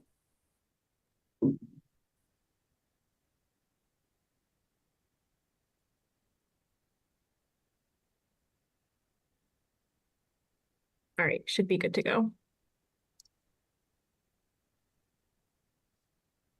Okay. Let me know when my screen is visible. We got it. Okay, so since the last time we were I was before you, we've made a few relatively minor revisions that addressed Lucas Environmental's second comment letter, which one of them I wanted to address here was the showing a construction entrance for the construction, and that will be maintained until the installation of the geocell driveway. We did provide a detail as well of that, which is just a standard detail. And then the other changes or revisions that have taken place were largely on the mitigation plan that we discussed last meeting. We heard the commission's request that we thought that the planting of the trees was largely too dense. And I took that back to our landscape architects, and we did reduce the tree count to, I will zoom in so we can all see it, but I reduced the tree count to 48 trees. I believe previously we had 61, I want to say off the top of my head. And we had 20 shrubs planted. So we've reduced the tree count to 48. It still satisfies the 2-to-1 mitigation rate for the large trees that we're identifying. And then we are proposing 60 shrubs kind of in staggering between trees. It provides much more growth opportunity. I did also, I heard one commissioner comment last meeting that it was interesting to have additional plantings. Previously, we didn't really have any to the plan left of the lawn area and in the resource area that is jurisdictional, so which is the riverfront area. So we did revise that to address the locations. We added and relocated some of the trees. It looks like we have 3, 6, maybe 9 trees in the riverfront area now, as well as some shrubs throughout. So that was the main revision. We did add a tree and shrub maintenance program onto our plan that was requested as well. This was submitted on June 20th, I believe. We haven't heard any comments back, but I'd be happy to discuss with the commission, as well as we did, per the commission's request, we did submit a driveway interpretation classification letter. I was trying to be as formal as possible with that letter and provide a regulatory summary, as well as provide some administrative and peer review confirmation relevancy in that letter. I did think that was relevant to have in the letter, so it's on the record. And I did provide or try to verbalize what I was discussing at the last meeting regarding that crossing or area of concern. I shouldn't call it a crossing. But yeah, like I said, I'd be happy to discuss further if there's comments, questions. Yeah. Okay. Judy, in this revised application, did you have anything to add to what was just presented? Through the chair, no, I don't believe I had anything to add. Okay. The driveway letter is in the public folder. One additional thing that I forgot, if I may. Sure, yep. I did also relabel the stone walls. I know on this plan they are difficult to see as they're underneath the property lines, but they are labeled on, I believe, all plans, protect and maintain existing rock walls along property line to remain as PIB. I know that was requested through staff, so. Okay, thank you. Yep. Joe, did you have anything else to add on this? No, I did review the most recent responses and most recent information, and I think all of our comments have been adequately addressed. Okay, thank you. All right. So it sounds like everything has been provided, comments addressed as requested. One of the things I had in addition to that, well, we talked about at the last meeting, there was a DEP comment about it as well. As far as this entire property, is concerned and the parcels that go all the way back to Elm Street. Judy, I don't know if you can, yeah, or Sam, thank you. So the entirety of this property, it's obviously a very big piece of property. And if we're talking about this, development on this one upland area, is there a restriction, or would you be amenable to a condition or restriction around any other development that might come from potentially Elm Street or subdividing? Who knows what happens in the future? Could we do something? Would you be amenable to no further encroachment on the riverfront area, given, for mitigation, basically, for what we would be allowing for this house property? Yeah, I did see that comment from the DEP. I think it was the initial comment when the file number was issued. Truthfully, for a single family house, I've never seen a comment or a restriction been placed or proposed. I know conservation restrictions are a very lengthy process and have to get approved as well. So I'm not sure this would necessarily meet that restriction or that requirement. But the applicant has been open. We've had conversations actually I suppose it was last week, regarding potentially doing an A&R and donating some land to the town that can be, I would assume, under the control of the Conservation Commission. I'm not sure how Hopkinton does stuff like that, but there's obviously a large area that's resource area. We just have to make sure the property lines associated with that provide the frontage to make it a conforming lot. So I would have to look into that a little bit further, but the applicant is willing to do that. I'm not sure how, from a condition of approval standpoint, how that would be worded. But we can certainly, the applicant is willing to donate some land to the town, or deed it to the town and basically restrict the development further. Okay. Yeah. I'm not sure exactly on the best way to do that either. I'm not sure if anyone else on the commission has thoughts on that, but that I think would go a long way to making this a palatable project to approve, given, what we're working with here in the riverfront area. Yeah, if I may, could I just sketch something out just for a thought? My initial thought when the applicant brought this to my attention, I'm drawing in blue, but I can change it to red, so it's a little. I mean, the only area that is upland, I suppose, remaining on the property is this little rectangle here. So yeah. I think if the property lines were kind of realigned and a new non-buildable parcel, it wouldn't have frontage, was created here. I think that would be something that I think the applicant would be willing to donate that to the town. The remainder of the land would largely be resource areas and almost entirely within the riverfront area. Most of it within the 100-foot riparian buffer, with the exception of this little area here. Mm-hmm. So we would definitely be. I mean, it would take a little bit of legwork on our end to go through that process, but the applicant has has voiced that she's willing to do that for this. Okay.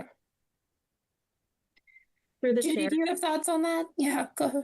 Yeah, the DEP comment read as a restriction on future development within riverfront, and my concern is that the box shown on the screen doesn't capture the majority of the riverfront area owned by the applicant.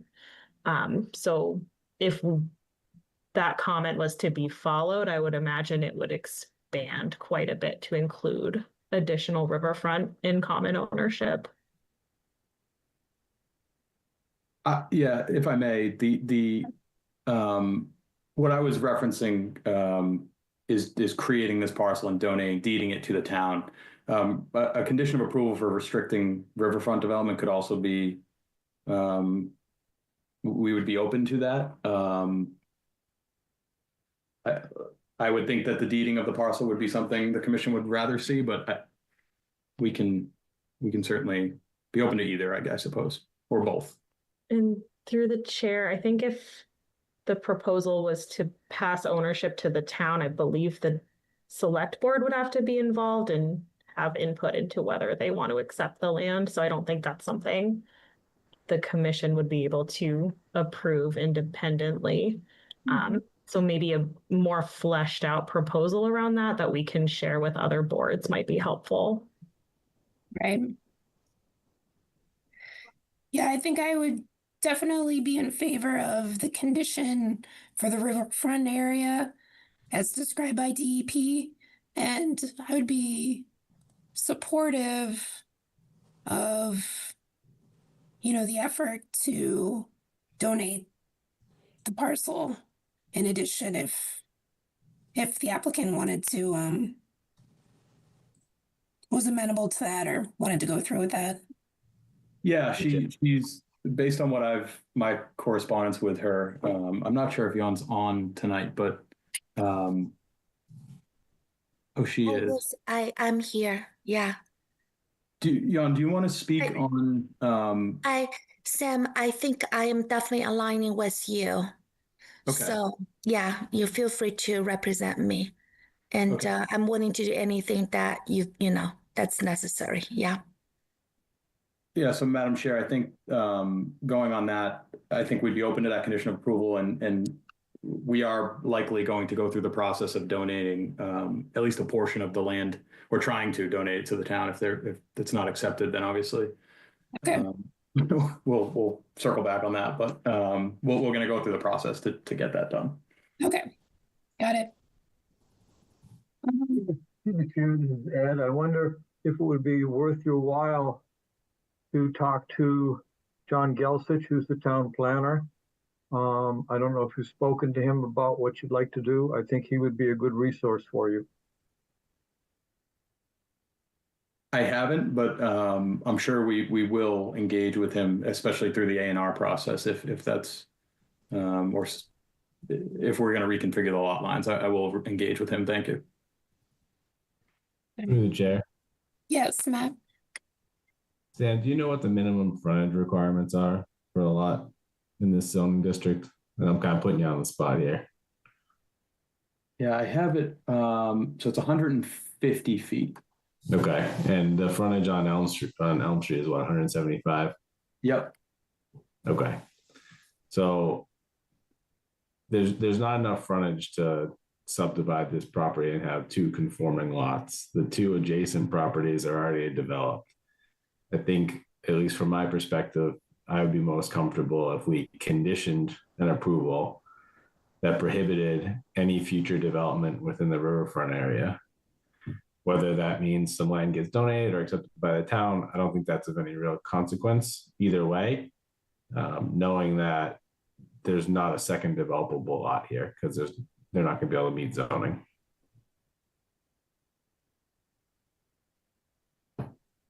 Okay, thanks, Matt.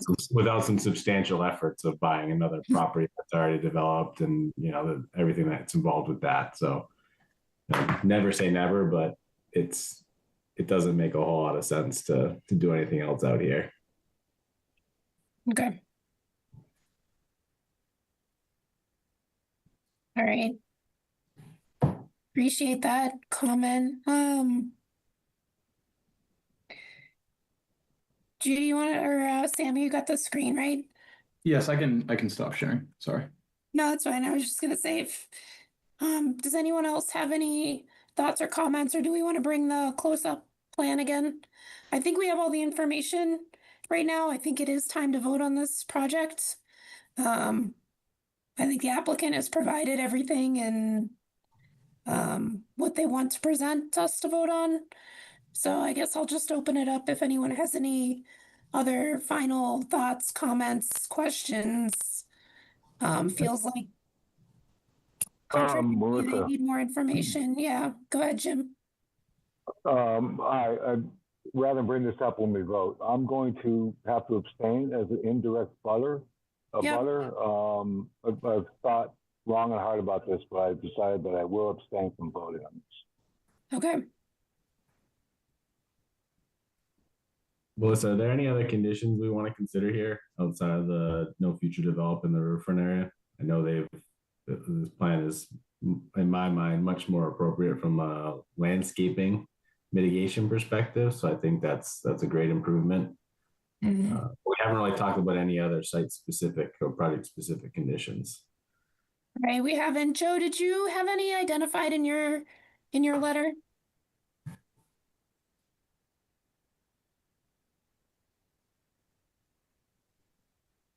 Give me a minute.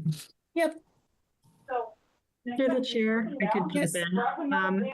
One suggested by DEP and that we've used in the past is minimum percentage of survival on the plantings prior to a COC. So if there's a number that you would suggest for, you want to see this many of the plantings survive, and if not, be replanted, we can write that in.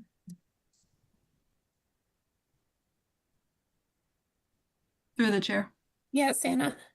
And typically, as a part of the survival, how many growing seasons versus just planting them right before the COC and having them be alive? Right. May I suggest a condition then? Sure. I would suggest we have 80% survival through 2 growing seasons before the issuance of a COC. Okay. Does anyone else have any thoughts on that? Seems reasonable to me. Through the chair, this is Ed. My question is, has the applicant checked with the fire chief as far as the driveway is concerned? Through the chair, if I may. Yeah. Yep. Yes, so we have been in correspondence with the fire chief.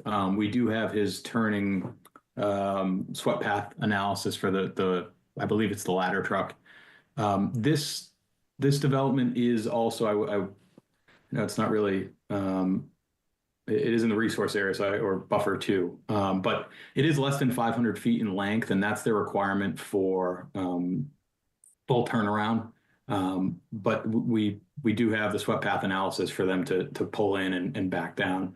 The radiuses, widths, and dimensions of the driveway are in conformance with their requirements as well as the zoning requirements as well.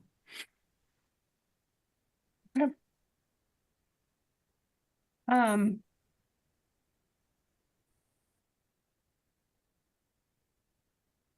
That's fine. I'm gonna go back to Matt's suggestion, see if we can button that one up.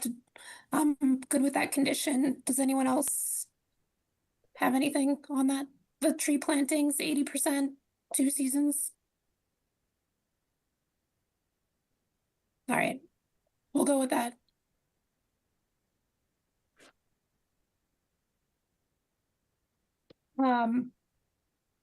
I think the other thing that I don't know that we need a condition for it, but I would just go out of my way of saying that, this is a really tight site.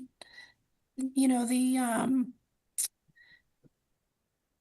limit of work, the tree line, what's shown on paper here is what you're presenting that you can build within these limits. And we're expecting that those be kept. We're not expecting that you come back during construction and need to clear more trees because you can't get equipment around the house, or, whatever reason you need more clearance. The house is so close to the tree line. Just based on our experience, we see people come back to the commission and say, now the trees are too close to our house. We need to cut some down. We're afraid they're going to fall on the house, or we're having, issues with maintenance or equipment. We can't get vehicles around, whatever it is. It's not something that the commission is going to be friendly about if you come back and ask for additional areas of disturbance, because that wasn't presented here up front. So I just wanted to bring that up again. It's not something that we condition, but this is the plan. Well, I don't think we would do a condition. I don't think there's a reason for it because this is what we're approving. I'm just laying it out there that this is a tight site. This is what we're expecting. And I really, would caution that I don't see the commission having much lenience for coming back and expanding any envelope of development. That's my 2 cents.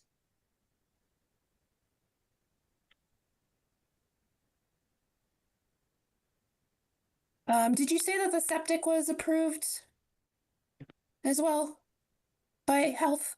The septic is not approved yet. We were, with the contentiousness of this application, I was hesitant to submit and go through that process. But we will likely be submitting soon after an order of conditions is issued, if it be. Okay.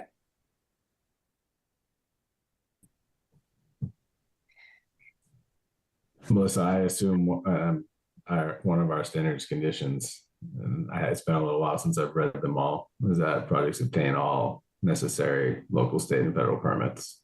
So we'd be covered on that front.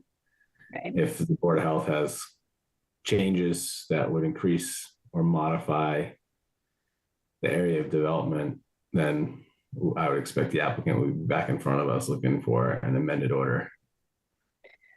That's my understanding. That's right, Judy. Yes, that's For correct. condition. And I think that would also go if the fire department had a change as well and didn't agree with the driveway for some reason. All right. If you're ready to entertain a motion, I'll happily make one. To the chair, would Yes. Yeah, Janine, go ahead. Would we consider bifurcating the vote? We can do that. Okay, thank you. Joe, I can't remember if I went back to you. Did you have anything from your letter with Yeah, I do not have any thing in my letter that called out any recommended conditions or conditions that we might want to add. Okay.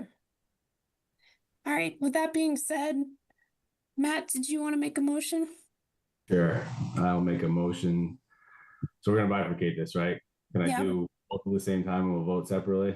Because it's gonna be the same motion for both. Yeah, that's fine. Yeah. Vote to issue an order of conditions for the project with 2 special conditions. The first being no future development within the riverfront area. The second being 80% survival of landscape plantings through 2 growing seasons prior to the issuance of a COC. And signatures by Judy or Anna. All right. And can I get that motion under the act? Or second under the act? Second. All right. All in favor, Ed? I'm thinking. All right, I'll come back to you, Ed. I'm gonna pass over Jim because you're abstaining. Janine? Aye. Ted? Aye. Matt? Aye. Ed? Cautiously, aye. All right, and I am an aye. And then can I get a vote under the bylaw? In favor? Janine? No. Ted? Very hesitatingly, aye. Matt? Aye. Ed? I'm gonna go with Janine, no. All right, I will vote aye. So that is majority in favor. Thank you very much. Yep, you're welcome. Judy, will the order of condition be mailed out, or do you want someone to pick it up? We will get it written up within 21 days and we can either mail it to you or have you pick it up. So your preference. Okay, I'll just be in touch with you. Awesome. Thank you very much. Yep, thanks for working with us. Bye.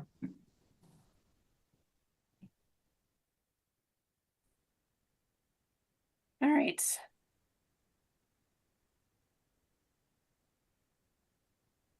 Let's see. I lost my agenda here. You want mine? What's up next, Ed? Brevity 5 Parkwood Drive. I took it from you, Ed. Yeah, I noticed. That's difficult. Thanks, Ed. You know, that's because you're younger than I am. Makes me slow. You always assume I'm younger than I am, though, Ed. Okay. Do we have the applicant on the line? Yes, Madam Chairman. My name is Mark Beaudry from Civil Works New England. And Welcome. it's good to be back. I was with you last month talking about the request for determination for the 5 Parkwood Maple project. And I mentioned to Anna this morning that I would review the negative determination conditions in detail. I have since done that, and I find them acceptable. I will confirm that with Revity and whatnot, but I think it's going to be fine. So I just wanted to add that. The reason we are before the commission tonight is to discuss the certificate of compliance request that actually is for the original project that you can see on this plan that was for the warehouse addition to 5 Parkwood and the office addition to 68 Elm that were known at the time as Perkin Elmer, who has since become Revity Health Sciences. So can almost use those two terms, I think, a little bit interchangeably, but everything has been filed for Revity at this time. We did submit originally a certificate of compliance request was submitted to the commission back in 2014 that I recall. And Don McAdam, the conservation administrator at the time, issued a memo just identifying a couple areas that he wanted, looked into a little bit before the commission granted the COC. And unfortunately, that kind of fell through the cracks. And one of the reasons is that the memo and everything went to it was a little complicated, in that the formal request for the COC was made by the construction manager at the time, utilizing the as-built plan and stuff that was prepared by the company I worked for at the time. And so I think Don's letter ended up going to, or memo ended up going to that construction manager, and it kind of fell through the cracks. So we were all a little surprised when it surfaced again, a couple months ago when we were going through this process for the RDA and whatnot. And so anyway, those items were looked into, addressed by Revity, and fortunately their facilities manager Ron Ekstrom was also at the time with Perkin Elmer, and he's been there a number of years, which is great. So there's a lot of continuity here. And in fact, I'm dealing with Ron every October for the stormwater inspections and everything else. So that are ongoing here. So anyway, since that time, the commission actually asked that a new request be made, a new Form 8A be submitted, which we did with a whole new application. And I did end up submitting an Appendix E, again, that was pointed out in the comments. That has since been submitted to you folks. And we did get some comments back from Lucas Environmental that we addressed in an email form and then formally. And we also had some additional comments from Judy that we also addressed over the last couple of weeks. So I think we're in very good shape at this point. And the just going over the issues kind of quickly, there was some landscape debris that was in the at the end of Atwood Drive, and kind of in the buffer zone area, getting down towards the wetland. And it, frankly, Ron Ekstrom, Revity, didn't even know if it was anything that came off of Revity's property, because there are a lot of different businesses, as you know, served by that roadway, that private drive. But Ron had their landscape contractor go in and clean it out. So that has since been done. Also, there was some Ron originally in his, I'm sorry, Don McAdam in his original memo had mentioned also an area at the back corner of, well, I shouldn't say it's the original back corner of the 68 Elm parking lot near the double catch basin, that a couple trees were planted there, and he was thinking that there might have been some grading done in that area. We did look into that, and the grading appears to be, done associated with the tree planting back in 2013 or whatever, when the site was built. But we did notice that there was some landscape debris in that area too that was removed. And Ron Ekstrom Facilities has basically directed their landscape contractor to make sure not to continue that practice. Now, the last thing on Don McAdam's memo was regarding just making sure that everything got stabilized with good vegetative cover and whatnot on the two infiltration basins. One was on 68 Elm, the other one was on 5 Parkwood.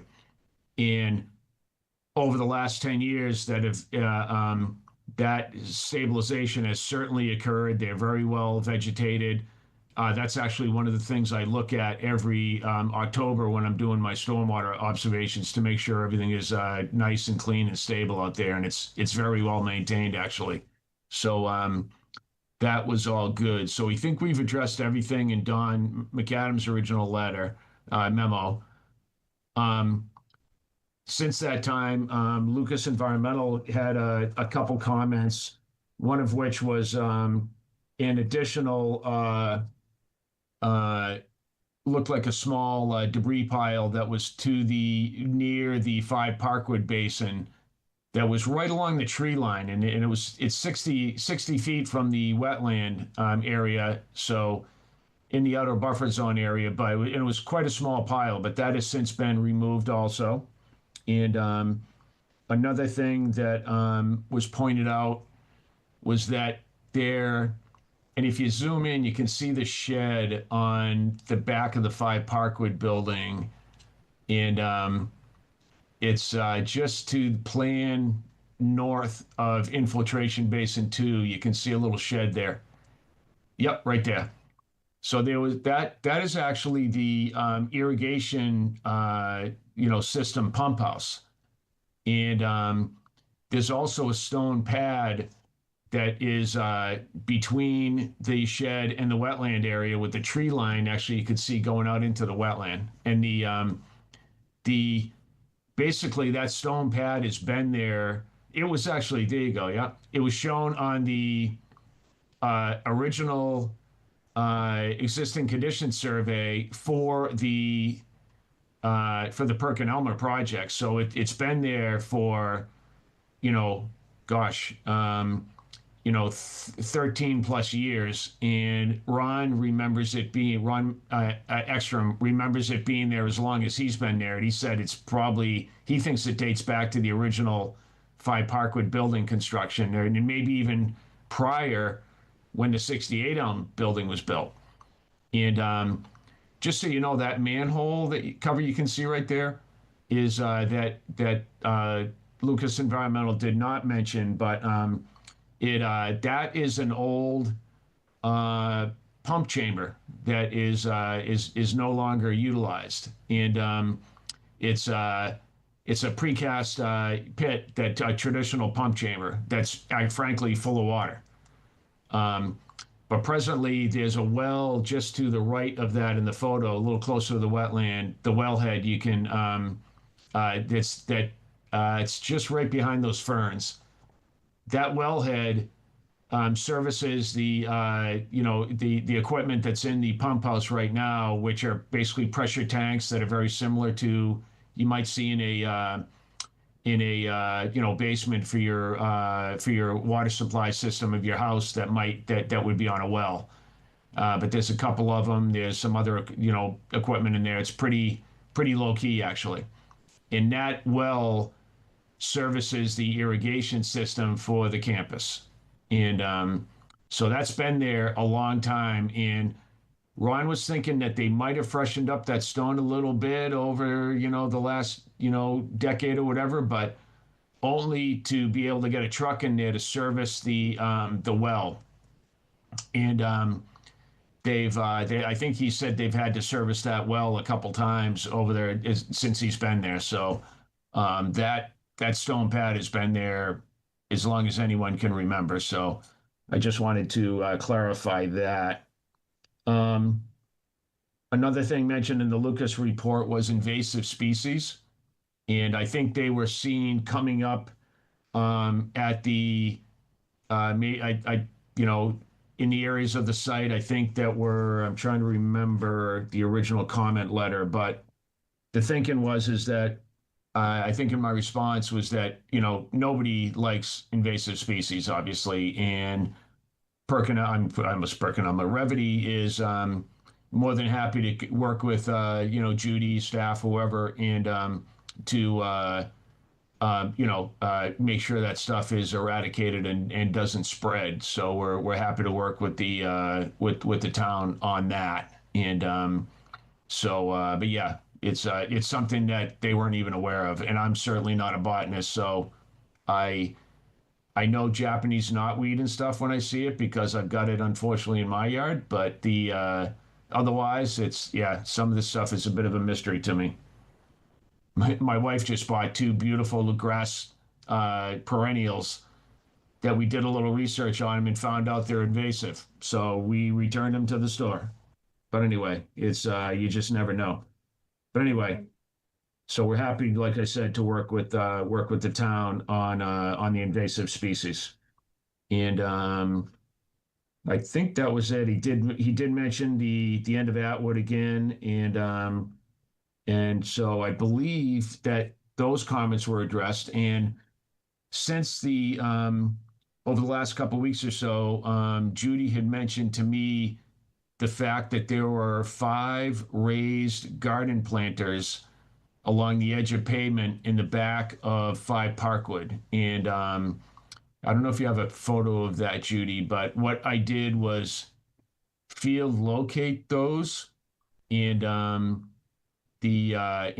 prepared an as-built plan supplementing the original as-built that was done in 2014, so that those are on record. Yep, there we go. And if you look at Google Maps, Google Earth, you can see them fairly clearly on the property as well. But yep, you can see they're about 8 feet off the pavement. And down at the toe of that slope, that heavy, wooded area is down where the wetland is. And looking at this plan, you can see the building in the background of the photo. That's, I believe, 86 Atwood. So the end of Atwood Drive is kind of down in that vicinity. So this photo is in the parking lot in the back of 5 Parkwood looking west. So if Judy, if you want to pull up the as-built plan that I prepared, I think that'll show it pretty clearly. There you go. So the red lines on the plan were from the original as-built plan and by others. In the 5 raised planters were field located by me personally, and I prepared this plan with my stamp on it, as you can see, showing the 5 10-foot 4-inch planters that are pretty low in profile, as you can see in the photo. They're only, I think the edging are like 2x6s or something, and that I recall. So they're in the outer buffer zone, and they're vegetated really. There's no real impervious associated with them with wood, low-lying wood, boxes on them. So those are now reflected in the as-built condition as well. Okay. All right. Thank you. So that is, I think that's about it. And we're hoping to get this closed out tonight, ideally, because there is some, I think I mentioned last time that there's some kind of transaction, real estate transaction going on here that this needs to be closed out for that to be able to be closed on. So we appreciate everyone's attention to this. And as said previously in the meetings, I really want to thank Judy and Anna for their working with us on this, and I think things have gone well, and the communication I think has been very good. So thank you both. Great. All right. Well, certainly appreciative of the landscape efforts to pull everything out of the resource areas and jump on that. Joe, did you want to expand or comment on anything in regards to your comment letter and how things were addressed? Yeah, I think things were pretty well addressed.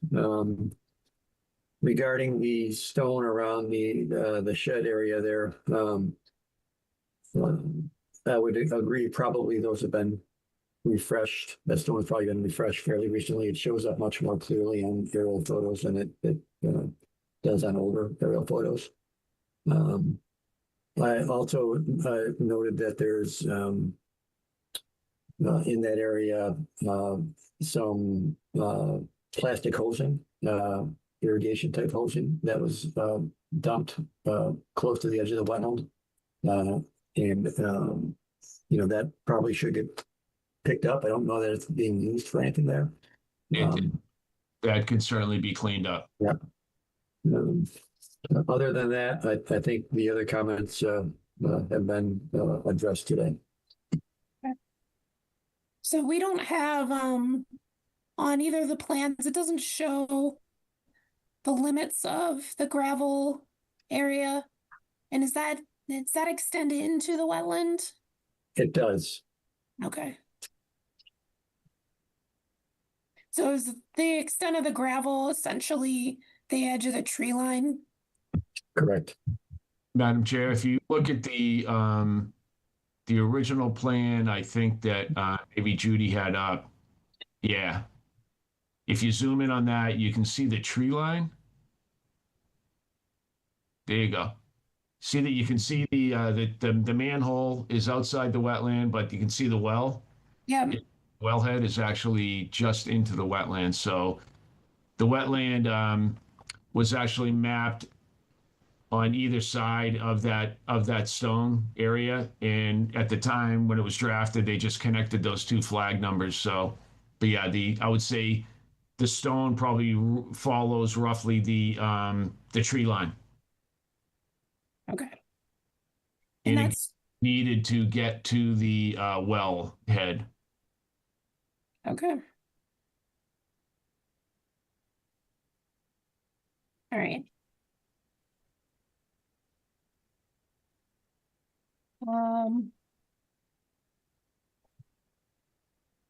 Melissa? Yes, Ted. Could I just get a little bit more clarity on the stone and getting to the wellhead?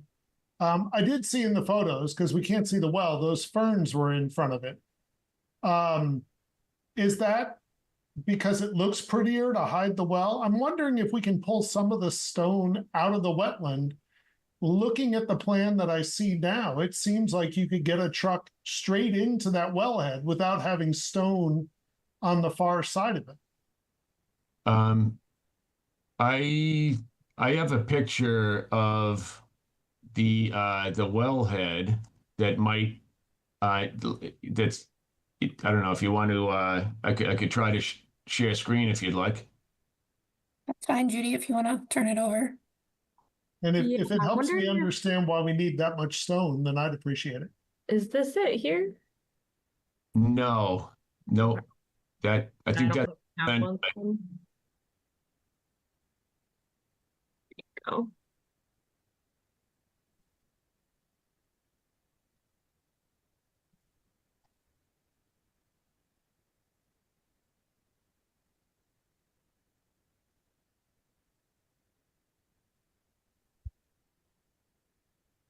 Let's see.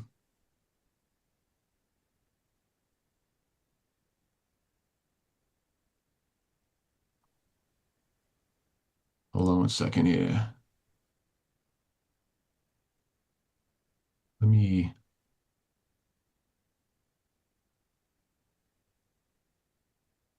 Sorry here. Trying to get out of full screen mode here. Oh, there we go.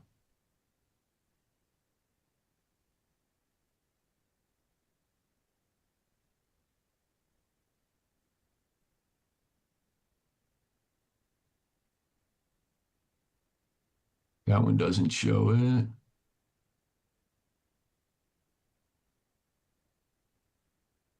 I thought it was on this plan. Are you seeing this? No, not yet. Okay.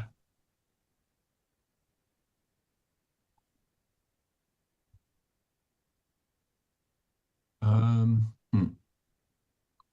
Let me see if I can find one more picture here.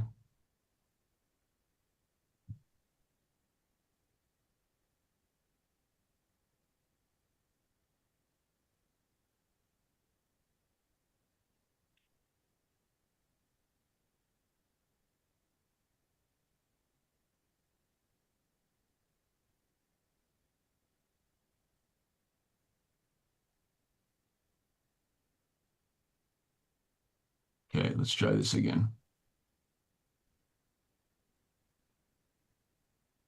Okay. Can you see my screen now? Yes. Great. Okay, again, the wellhead is located like kind of behind these ferns, and so We see your email. Yeah, we don't see a photo yet. We see your email inbox or outbox. That was weird. We couldn't read your email, but All right, let's try this again. All right, so again, it's behind the ferns. yeah, we just see double click to enter full screen. There we go. Yep, Yeah, you got it? you got it. Yes. Beautiful. All right, let me now try one more picture here. Whoop. There it is. Can you see it now? We see a photo where hoses are coiled right in the center of the photo. Oh. It said my screen sharing was paused for some reason. Well, maybe, can you just explain why maintenance to the well needs to go around the back of the well to get to it? Why can't it just go straight over those ferns?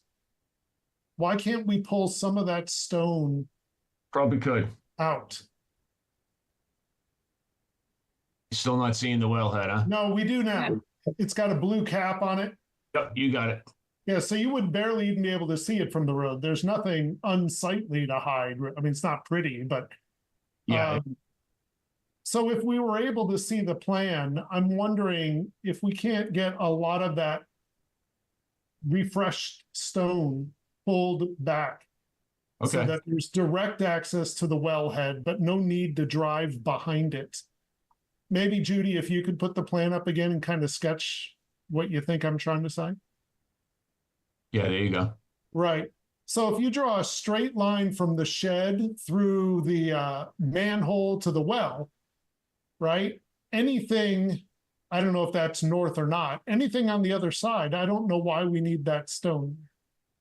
Yeah, that is north, kind of northwestish. So, yeah, I mean, you could be, you'd have to get down some stone, as you can see the tree line going down to the east side of the shed, down past the manhole, and the truck could go straight. I mean, that stone pad could be maybe 8-10 feet wide at the most.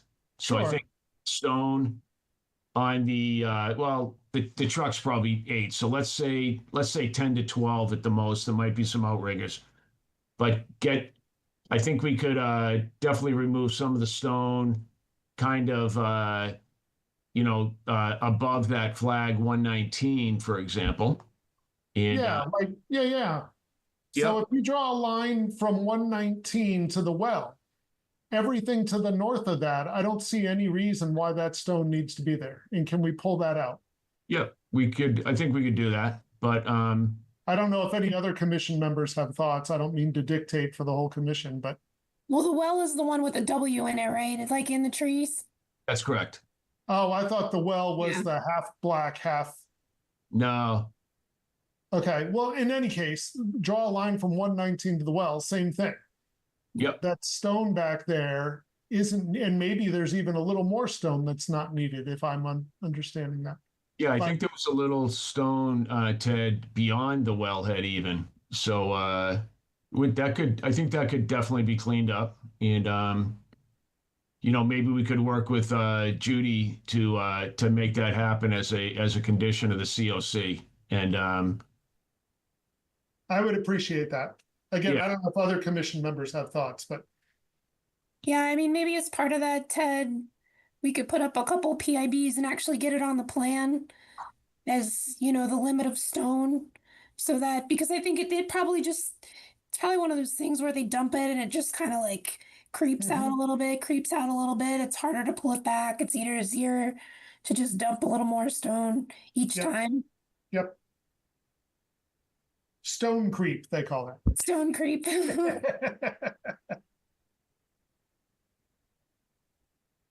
very appropriate term. Okay, I think Ron and Revity would be fine with that. Okay. Thank you. You're welcome. Does anyone else have any thoughts on this one?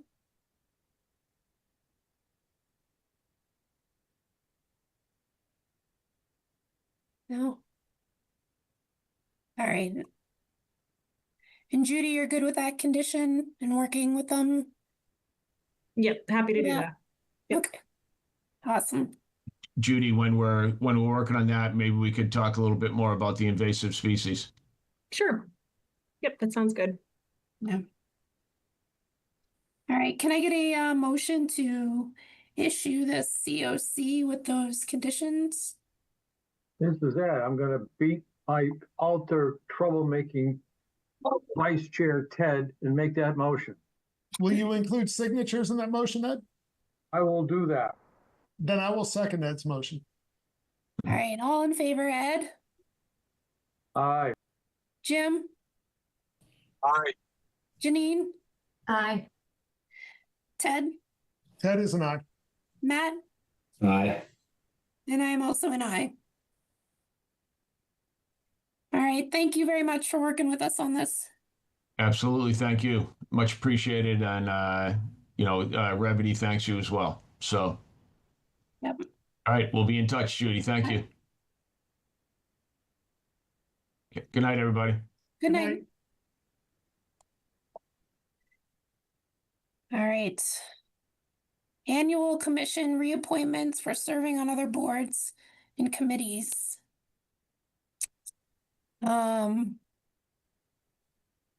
Yeah, so we have, obviously we do this every year.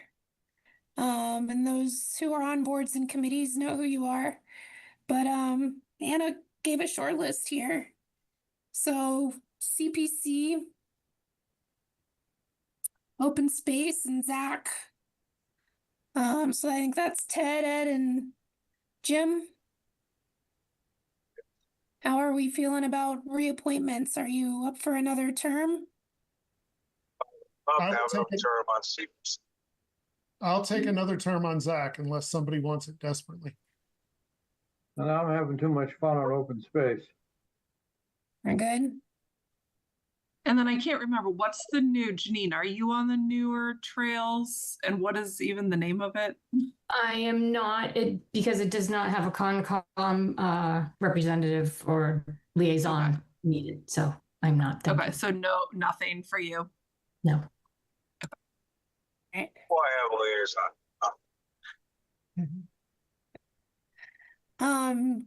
Do we need? Melissa, Yes. Yes, Jim. so what about reappointments to the commission? So I think mine expires now. So I believe the select board was doing that tonight during our Oh, meeting. okay, we don't. Okay, I got it. Okay, all right, good. Yeah. In that case, I have nothing else to say. Now, I have there's a plenty to challenge. say. I knew you were going to say something. Is this something we need to vote on, Anna?